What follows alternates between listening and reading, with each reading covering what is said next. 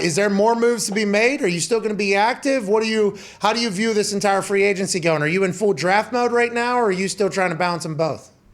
Balance them both. I mean, as opportunities present themselves, we knew we had to get this settled first. Hey, you can't sign anybody else without a quarterback, right? I mean, that's something that's real. And let me tell you something. It's hard to convince them to come here when you say, hey, we'd love you to be here, but Pat McAfee's going to be throwing you balls. No, they would have came. Hey, listen, I don't have to wear the glove. I got 9 inches here. You know what I mean? Oh, yeah. I got 9 inches here, thumb to pinky. But I assume that is something difficult that you knew you had to get in play. We have to get a quarterback first before we can pitch everybody else, because your team and building seems amazing. But without a quarterback, you can't do shit, right? Understood. And look, I understood it from their end. I mean, you have players out there and they want to know who's throwing them the football. And so that kind of indecision, caused some apprehension on guys, and that's okay. I understood it. But we also knew we weren't going to rush the decision, and we wanted to make sure we got it right, and we felt we did. So whenever it comes out that, Baker Mayfield interested in going to the Indianapolis Colts, and there was other people that were looking into going to the Indianapolis Colts, do you listen to any of that? Were people just blowing up your phone, like from a bunch of quarterbacks that felt like they weren't necessarily in the best spot? How did you figure out that Matt Ryan was the guy? Well, one, I don't listen to that shit. So it doesn't, I mean, I don't, you know me well enough. Yeah. I don't, we just kind of we just work. We stay connected through the league to make sure we knew what was going on. And then we were able to connect with Matt.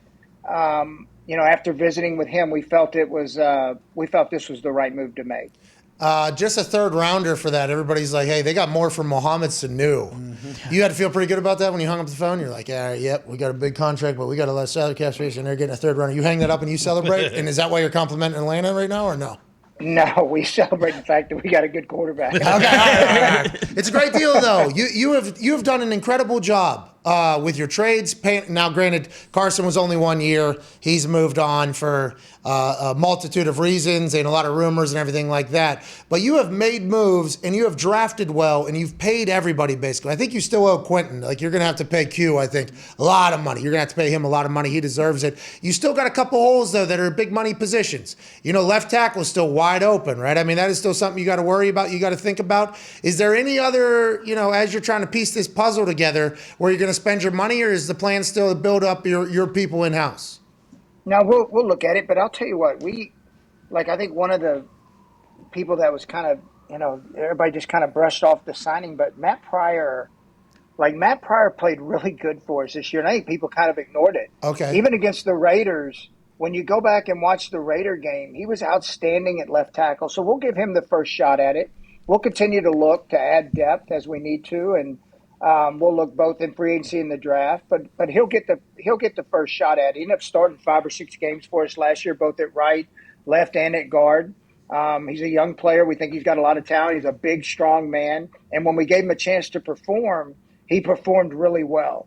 And it's been fun to watch him work and, kind of buy into what we're asking him to do. So we'll give him a shot at it, and we think he's got a lot of upside. But we'll continue to look, and we'll look at every position. We've got to add some depth pieces, and we still have some players that we think can still help us in play as we go along here. Look, I mean, I know everybody gets excited about March, and I get it. And Super Bowls are definitely won in March. I mean, we know that history's proven it. So it's you can acquire players between now and October that can help you win. And it's not just a 2-week period in March that determines, the outcome of the season. Do you have any kind of plan for, you mentioned Matt Ryan, he has a lot of good years left. Do you have any plan on how long you guys may have him in Indy, or how much longer he plans on playing football? No, I mean, we know we have him for 2 good years for sure. Hopefully it's longer. You never know how things work out in the league. I know this, spending time with him today, he's really driven to win. He's a tremendous competitor. He's kept his body in great shape. And so it's going to be fun. It'll be cool to watch this thing play out. And I think he's going to do really well. And I think our team's going to embrace him. I think you alluded to it earlier. You said, some guys wanted to know who was going to throw the ball to him. Well, you need weapons. I think you know that. I think we all know that looking at the Zach Pascal. All he does is catch fucking touchdowns. Your exact words. He's now with Philadelphia. T.Y.'s a free agent. Who knows how that whole thing pans out. Obviously, you still got Pittman Jr. and Strahan, I believe, is back off of injury.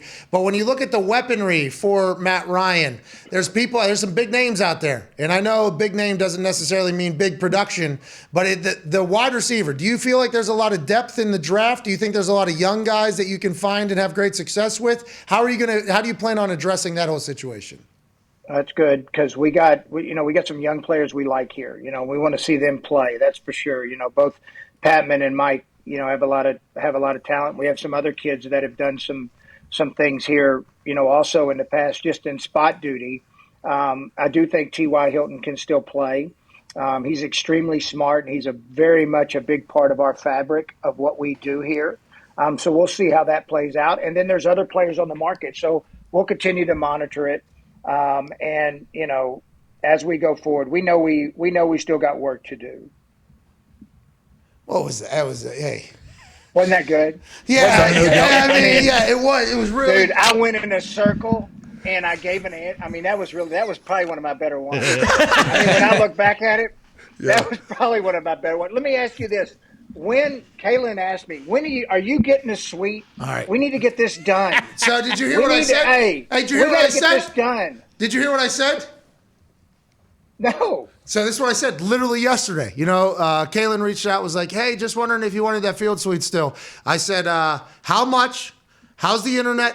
And who's the quarterback? That was my three. Well, good. Yeah, internet will be great. No, we got to get that going. Hey, listen. Hey, you're 1-0 in that suite now. Yeah, I know. You're 1-0 in that suite. Yeah, I know. Don't freaking be bringing the bad karma and jinxing it. We got to get you back in that suite. Listen, you got a quarterback, okay? That was right. I've had this hoodie, okay? I've had this hoodie for like a month and a half, 2 months. I've been waiting it's almost too warm now. I've been waiting to wear it. I'm like, well, I need a goddamn quarterback before I put this thing on.